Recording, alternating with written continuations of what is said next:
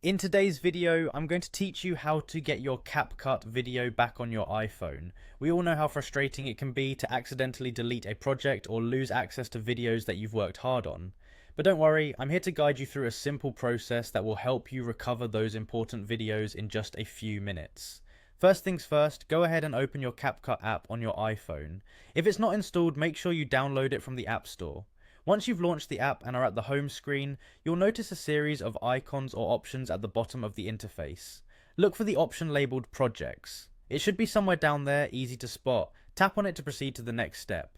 Now that you're in the Projects folder, it's time to find the Trash section. This is where all your deleted videos are temporarily stored before they are permanently erased. Think of it as a safety net that gives you a chance to reconsider before those precious files are gone for good.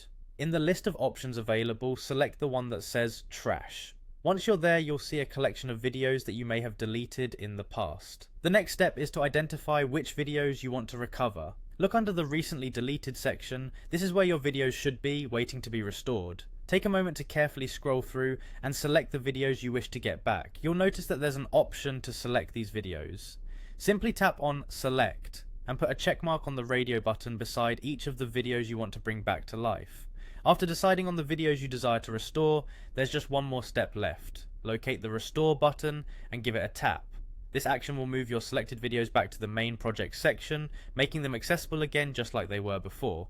And there you have it. In just these few simple steps, you've successfully retrieved your Capcut videos. Remember, as a handy tip, regularly check your trash section and restore any videos as soon as possible. This practice helps ensure that nothing is permanently deleted if you need it in the future. Thank you for joining me today, and I hope you found this tutorial helpful. If you have any further questions, feel free to leave a comment, and don't forget to follow for more practical tips and guides to help you navigate the digital world smoothly.